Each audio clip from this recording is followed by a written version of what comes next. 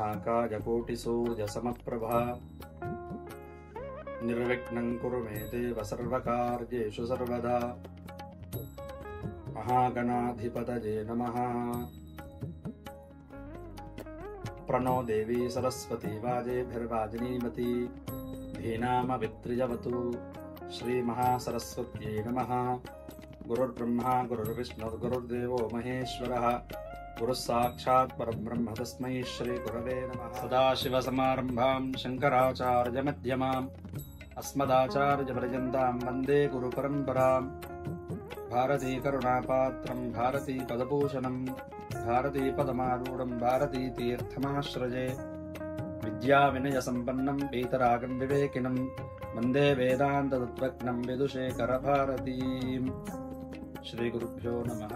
गुरुचरणारविन्दाभ्यां नमः।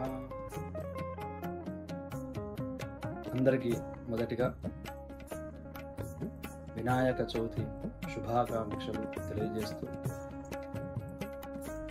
వినాయక చవితి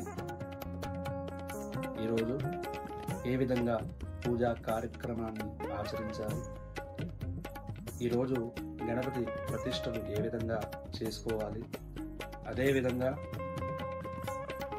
మనము చేస్తుండేటువంటి 9 రోజులు నవరాత్రులు విధి విధానాన్ని మనము ఈ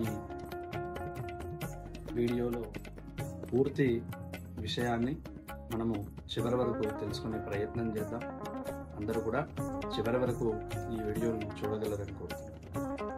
ప్రథమంగా మట్టి గణపతి, పార్థివ గణపతి. పార్థివము అంటే మట్టి, అందరికీ తెలిసినటువంటి విషయమే.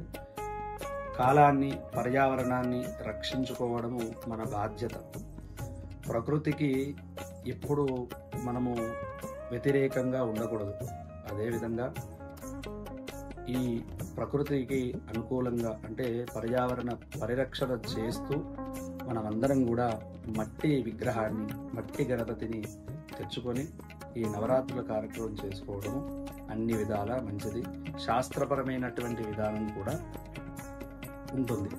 అదేవిధంగా మొదటిగా మనము నవరాత్రులు చేసేటప్పుడు 9 రోజులు దీక్షా విధానాన్ని మనమందరం కూడా తెలుసుకోవాలి.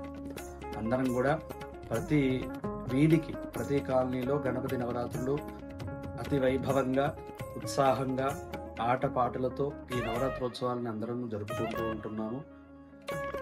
అదేవిధంగా కొన్ని ప్రాంతాల్లో ఈ గణపతి నవరాత్రులు విశేషమైనటువంటి యజ్ఞ యాగాదులు, అదేవిధంగా గణపతికి ప్రీతికరమైనటువంటి మోదక హోమాలు, అష్టద్రవ్య గణపతి హోమాలు, అదేవిధంగా స్వామివారికి ఇష్టార్థమైనటువంటి గణపతి తర్పణాలు, ఇలాంటివన్నీ కూడా కొన్ని ప్రాంతాల్లో చేస్తున్నప్పటికీ హిందూ ధర్మం, హిందూ సాంప్రదాయం కొనసాగుతూ ఉంది. అదేవిధంగా గణపతి నవరాత్రులు మొదటిగా మండపాన్ని మనము పూర్తిగా ఏర్పాటు చేసుకొని అక్కడ మనకి ఆ స్థలాన్ని శుద్ధి చేసుకోవడము అంటే మనకి అందుబాటులో ఉండేటువంటి శుద్ధి ఏ విధంగా చేసుకోవాలి అంటే గోమూత్రము, గోమయము, ఆవు పేడ కావచ్చు, లేదా గోమూత్రం, ఆవు మూత్రం కావచ్చు, ఇవి రెండు కూడా తీసుకొని ఆ స్థలాన్ని శుద్ధి చేసుకొని అలికి అక్కడ మనష్టదళ పద్మం కావచ్చు, లేదా ఏదైనా ముగ్గు వేసుకొని ఆ స్వామి విగ్రహం అక్కడ ఒక పత్రాన్ని పరిచి ఆ పత్రంపై బియ్యాన్ని పోసుకొని దాని మీద మనము ఈ పార్థివ గణపతిని అక్కడ ప్రతిష్ఠించుకునే ప్రయత్నం చేయాలి. మొదటిగా దీపారాధన చేసుకొని గణపతి నామమంత్రాలతో స్వామివారిని ఆవాహన చేసుకొని శుభ్రమైనటువంటి వస్త్రధారణ చేయాలి. ఇవన్నీ కూడా దీక్షా నియమాల్లో చెప్పబడి ఉన్నాయి. కాబట్టి మీకు అక్కడ ఉండేటువంటి పురోహితుడు ఇవన్నీ విషయాలు కూడా తెలియజేస్తూ ఉంటారు. కాబట్టి ఈ గణపతి వినాయక చవితిని, ఈ నవరాత్రులు చేసుకొని శీఘ్రమైనటువంటి గణపతి అనుగ్రహాన్ని పొందే ప్రయత్నం చేద్దాము. అందరం కూడా గణపతి ఆశీస్సులు పొందుకునే ప్రయత్నం. ఎక్కువగా ఫలితాన్ని ఇచ్చేవారు ఎవరయ్యా అంటే గణపతిని అర్చిస్తే విద్యని ప్రసాదిస్తాడు, బుద్ధిని ప్రసాదిస్తాడు, అదేవిధంగా జ్ఞానాన్ని ప్రసాదిస్తాడు.